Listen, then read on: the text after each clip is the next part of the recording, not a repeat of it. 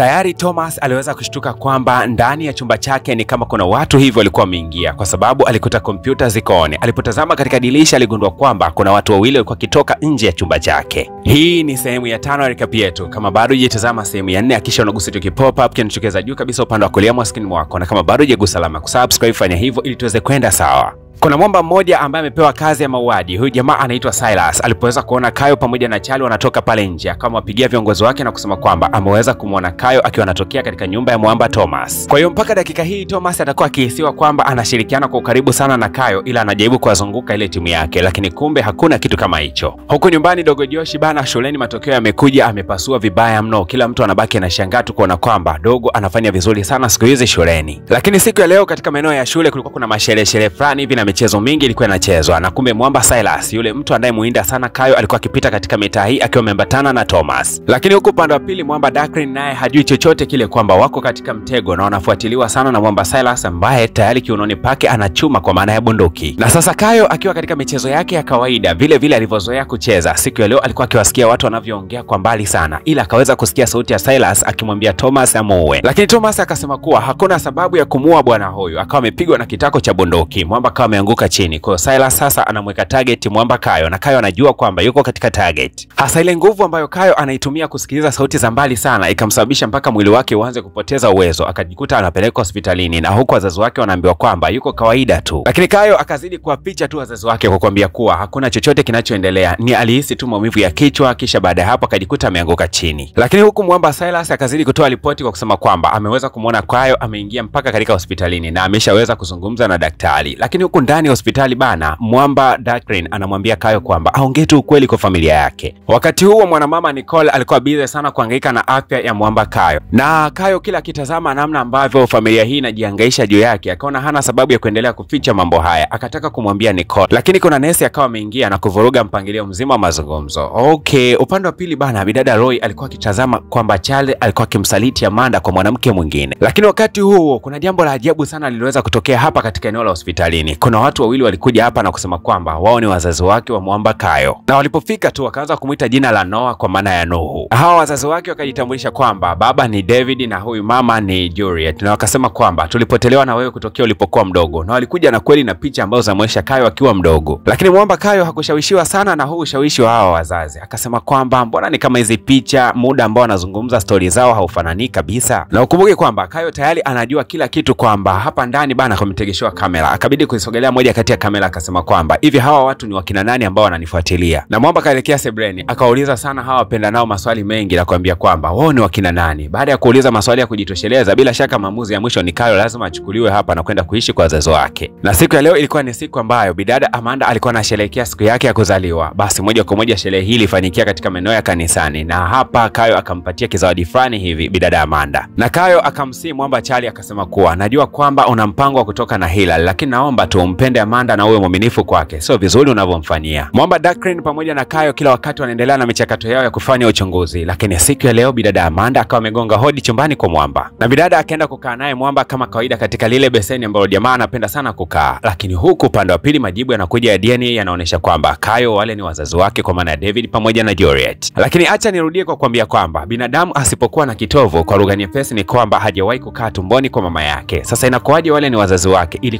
kwaje akazaliwa? Na mtoto anapokuwa tumboni kwa mama, chakula, damu na kila kitu kinapita kupitia kitovu. Mtoto hawezi kula kwa kutumia mdomo ndani ya tumbo la mama yake. Na wakawa hawana namna yote kumwambia Kayo kwamba wale ni wazazi wako na ndio maana wako kibiolojia kabisa. Lakini akasema kwamba ile ni biolojia tu, lakini mimi wazazi wangu ndio nyie, na hii ndio familia pekee niliyoweza kubaki nayo. Mwamba Kayo kabla ya kuondoka katika ile familia aliyokuwa akiipenda, alielekea katika maeneo ya kanisani, akamwomba Mungu akimwambia kuwa ni kama kuna majibu yangu basi unipatie. Lakini kuna mtu alikuja na kusema kwamba habari njema zinakuja lakini na mbaya zinakuja pamoja. Mpango wa Silas kuhakikisha kwamba anamteketeza kabisa huyu jamaa ukawa unaendelea kufanyika, na wakati huo bana alikuwa anamvizia Kayo atokee hapo kanisani, ila kabla hajaweza kuchomoa bunduki yake na kumshambulia, kuna mtu akawa amekuja na kuweza kumfunika na kitambaa cha madawa ya kulevya kisha akawa amemchukua. Lakini ile time Kayo anafungua macho yake anajikuta yuko katika eneo lenye kiza sana, kuna mvua lakini pia kuna miti mingi, na akiwa hapa akaanza kupata kumbukumbu tena za zamani. Kumbukumbu hizi zinaonyesha kwamba yule Profesa Ken kumbe ndio alikuwa anatakaga kumuoa, lakini Thomas ndio aliweza kumsaidia ilisaidia mpaka Mwamba akabakia hai mpaka hii leo. Sasa wakati huo wanaendelea kupiga story hapa katika gari, Thomas anaonekana akiwa anatirika damu. Inaonekana Thomas ametoka kushambuliwa. Lakini baada ya Kayo kuongea sana na yule mtu katika yale maeneo ya mapoli, basi moja kwa moja akawa anarudi nyumbani, ila majibu yake akawa anasema kuwa ninaamini kabisa kwamba Peter na Juliet hawa ni wazazi wangu na ambatana nao kurudi nao nyumbani. Basi familia nzima ijawa na huzuni. Tena Kayo akasema kwamba anakumbuka kumbukumbu zote mpaka za kipindi alichokuwa na miaka 5 mpaka 9 hivi. Anahisi kila kitu anakikumbuka. Basi bana akasema kuwa ataondoka nao wazazi wake siku ya kesho. Daklin hakusikika akiongea mengi zaidi ya kumwambia Kayo kwamba, "Je, unadhani hayo maamuzi unayofanya ni sahihi?" Lakini Kayo akamwambia kuwa naamini kuwa inaweza kuwa ni maamuzi sahihi. Wakati huo Hilal akawa ameingilia maongezi yake na kisha kama kawaida akaanza kuongea na Mwamba Daklin. Wakati huo Mwamba anaendelea kutembea hapa, bidada Amanda akawa amemfuata na kusema kuwa siamini kama unaondoka. Bidada akawa amemkumbatia Mwamba, lakini huku Josh na Mwamba Steven wana mawazo vibaya mno kwa sababu alimzoea na jamaa alikuwa anawasaidia katika mambo mengi. Mwanamama Nicole akawa anamwambia Kayo kwamba nimefurahi kwa sababu umeweza kuikuta familia yako, lakini ukweli ni kwamba mwanamama ndani ya moyo wake anatilika machozi kwa sababu alimzoea mtoto huyu. Na kabla Kayo kuondoka aliaga familia yake kwa machozi, akawaambia kuwa anawapenda na atawakumbuka katika kila jema waliloweza kumfanyia. Mwisho wa siku alipokuwa kimwaga Daklin akamwambia kuwa wewe zawadi yako nimekuachia pale katika chumba changu. Hii moment namna ambavyo ilikuwa imechezwa movie hii, wakati nikitazama basi nilijikuta mpaka natilika na machozi. Ni moment moja ngumu sana na ile background music iliyokuwa imeiweka basi inatisha kinoma. Na mama Nicole alipoweza kurudi ndani akaitazama picha ya familia nzima pamoja na Kayo akiwepo, akajikuta anatilika na machozi tu. Na huku Mwamba Daklin akaingia katika chumba cha Kayo kama alivyokuwa ameelekezwa, akaikuta kuna boksi moja hapa inaonyesha vitu fulani vya kitototo vingi sana. Ukweli ni kwamba Kayo hakumbuki chochote kile kuanzia hiyo miaka 5 alikuwa ameisema, ila aliamua kufeki tu. Unadhani kama Kayo ameamua kufeki taarifa zake, ni nini ambacho anakitafuta kwa hao wazazi wake ambao ni David pamoja na huyu mwanamke Juliet? Lakini wakati huo wakiwa wako safarini akawaambia wazazi wake kwamba nyie ni waongo wazuri. Lakini wakamjibu kwamba mpango wetu haukuwa sisi kuonekana wazuri au kweli. Sisi mpango wetu ulikuwa ni kukuondoa duniani basi. Lakini huku Mwamba Thomas yuko kujitibia ile jeraha lake ambayo tuliweza kumwona nalo katika maeneo ya mapoli, na wakati huo alikuwa anapiga simu katika uongozi wake akiwaambia kwamba tafadhali msimzuru Kayo. Lakini pia Kayo alikuwa anakumbuka maneno yote ambayo huyu Thomas alikuwa akimwambia kwamba wewe haukuwahi kuwepo kabla ya hiyo miaka ya nyuma. Yaani Thomas alimwambia Kayo kuwa hajawahi kuwepo kabla ya umri wake ule ambao alijikutia nao polini. Sasa Kayo alikupo wapi? Naye Kayo ni nani? Na mwisho wa siku Kayo akapelekwa katika nyumba fulani ambayo ilikuwa na ulinzi mkali sana. Hapa bana palikuwa na mwamba mmoja anayefahamika kama Adam Berry. Huyu jamaa ndio yule alikutana naye katika maeneo ya kanisa na akaanza kumwambia Kayo mambo yote. Lakini huku upande wa pili katika kampuni anaonekana kuna mwanamke mmoja hivi, yule kiongozi wa hili kundi la kampuni pamoja na msaidizi wake wakiwa wanaitazama chupa moja kubwa sana pale mfano wa jeneza, ndani yake kuna mtu. Na huyu mwanamke anayemwitaga Kayo kwa majina ya namba akawa anamwambia Silas kwamba huyu mwanamke aliye katika chupa usije ukasababisha hata siku moja aingie katika ulimwengu wa kawaida, unatakiwa kumlinda na usifanye makosa kama aliyofanyika kwa Kayo. Mpaka kufikia hapa ndo tunagundua kwa nini yule mwanamke alikuwa akipenda kumuita Kayo kwa jina la namba. Kumbe bana hata huyu mwanamke ambaye anatengenezwa hapa ndani katika maabara naye jina lake ni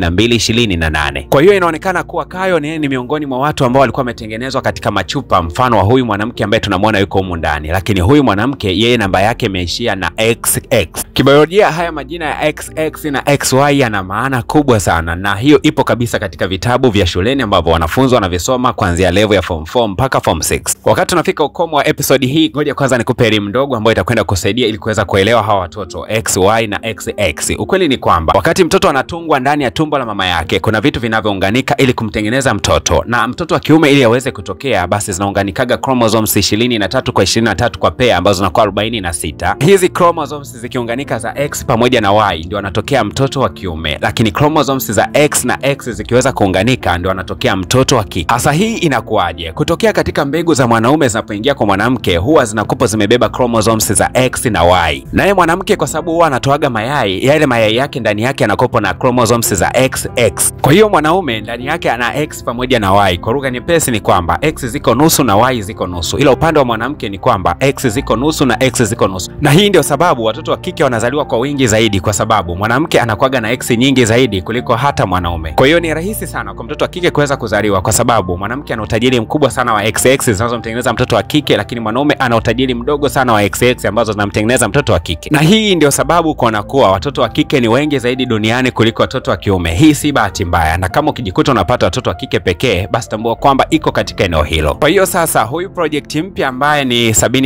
781228 atakayezaliwa yeye atakupa ni XX. Kwa lugha nyepesi ni kwamba atakuwa ni wa kike. Kwa elimu hii ambayo nimekupatia bila shaka nakuwa nimekufikisha mpaka kidato cha 6 mchepuo wa PCB na unakuwa umepata elimu vizuri kabisa kutokea kwenye biolojia, elimu ya genetics. Ulikuwa na mimi naitwa DJ Paul, na mwisho ni kabisa nimekuwa na maneno mengi kwa sababu hii ni mwisho wa season 1. Sasa tunaelekea katika season 2 ambayo inakwenda kujili hivi karibuni.